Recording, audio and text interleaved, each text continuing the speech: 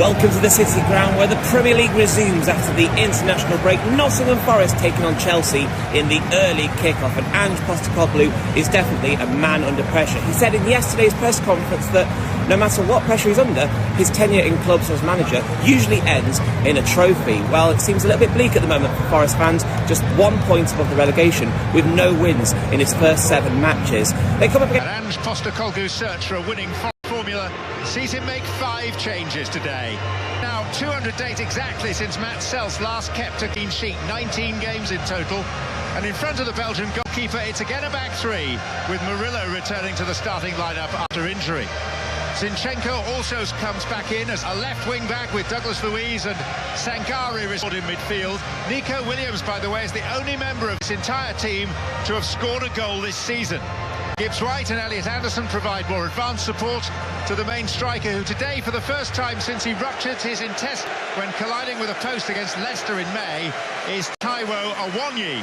That means that Chris Wood drops to the bench, where he's joined, amongst others, by Dan Ndoye and by Callum Hudson-Odoi. 3 alterations for Chelsea, whose head coach Enzo Maresca serves a touchline ban today. Robert Sanchez continues in goal despite some less than stellar displays. In defence, Trevor Chalobah's available after suspension and replaces Benoit Badiashile. Colwill and Fofana are both out. Moises Caicedo is rested after the rigours of his international break. The first time he's failed to start in the Premier League in just under 2 years. Romeo Lavia deputises. Enzo Fernandez is troubled by a knee issue, so Andre Tos plays from the off. Width comes from Neto and Garner, with Jean. John, they really do. They're going to have to dig deep. I mean, there's been quite a few changes that Ange has made in the hope that he can get something better out of his players. He seems to be kind of taking it all in his stride at the moment. He's not overly worried about it, but I think we're soon going to hear what these Forest fans feel about this team. And here they go with their pre-match. Against the Chelsea side that had a crucial last-minute winner before the international break against Liverpool, but Enzo Maresca is away from the dugout, suspended for a match after his celebrations from that goal. It's a big one for Chelsea. They definitely have clear aspirations of pushing for the title. They need to build some momentum if they're going to have a serious challenge. Going to be doing all the updates today here for Sky News Radio as part of IRN, also for RTE in the Republic of Ireland, and above a few other radio stations as well. Really looking forward to this one. Hoping for plenty of goals, but certainly no shortage of action.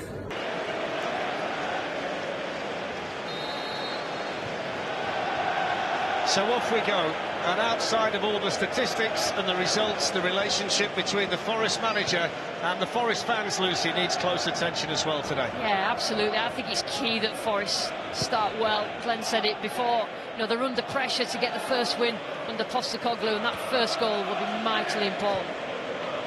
There's the first header today for Trevor Chalobah, and up he goes above Awoniyi again today. I mean, just looking at this, if you look at the Forest lineup today, there's only 1 goal among the 10 outfield players. That was scored by Nico Williams. There aren't a great deal in the Chelsea lineup, and Chelsea's team today, the youngest in terms of starting average age in the Premier League this season. And here's the first opportunity, Awoniyi running in, and the first bit was nice, but the finish left a bit to be desired. Yeah, an almost perfect start.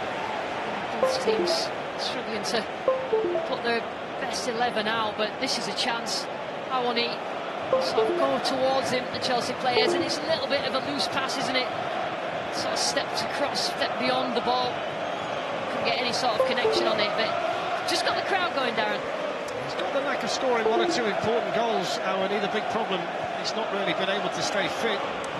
He suffered that terrible internal injury when he collided with the post towards the back end of last season against Leicester. So he's in, and on the bench, Chris Wood, who came back from international duty with a bit of tightness in his knee, and Igor Jesus as well, who didn't get back until yesterday. He was away in South America with Brazil, so that is probably the bulk of the reason why Awoniyi is starting the match for Forest today.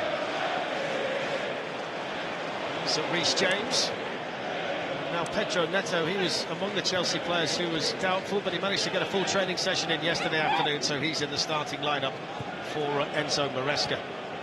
It's nice to see the champ on centre-back. He is, this season in the Conference League, played a lot of minutes, but he is an accomplished player. He's only probably playing because of injuries, but it's a chance for all these young players to step up. Lavia in that midfield to step up in the absence of Caicedo. They don't normally play without, because Caicedo is such an influential player.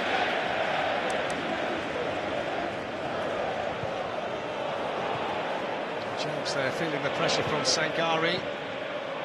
It's a nice touch in there from Andre Santos, but Murillo, such an important player for Forest, was in there to win it back.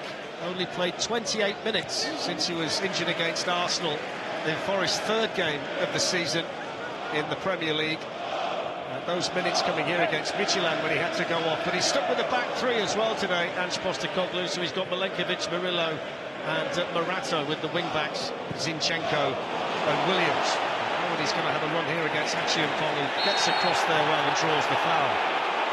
I think one of the reasons why Awoni's been selected is just to put these young centre-backs under pressure, occupy them both. It was an early run, a little bit of a duel between him and Champon.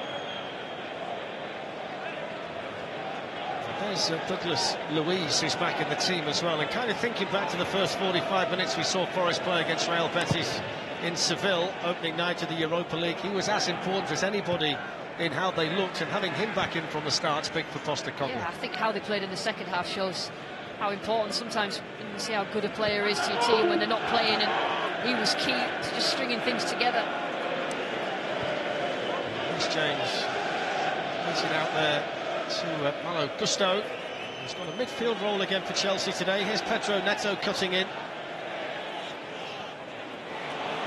managing to find a bit of space. He had a bit of a nibble there, didn't he? Zinchenko, and that's taken by the goalkeeper. Took a deflection on the way through, which made it awkward for Sells. And they were just right in their luck a little bit defensively in there, Forest. Yeah, just had so many players on the forward line there. Chelsea, Forest dropped quite deep, and he just decides to go. As soon as you break the line of press there, then you attract other defenders, it opens up, but a little bit of a nibble. I mean, he stayed on his feet, Pedro Neto, but that's positive because he was a doubt for today, and I think he's played well this season, Pedro Neto. Absolutely. So the first scare at the Forest end. Chelsea in possession here with the goalkeeper, Robert Sanchez. It's a game with so many subplots and so much intrigue. The facts are pretty clear, though, for the home team. They need a win one way or another. West Ham, Sunderland and Midtjylland have all won here at the City Ground this season. Forest 17th in the table and could be in the relegation zone by the end of the weekend if they don't win. Chelsea beat Liverpool just before the international break. Before that, they beat Benfica. They are coping pretty well with that. Good players. So Shroud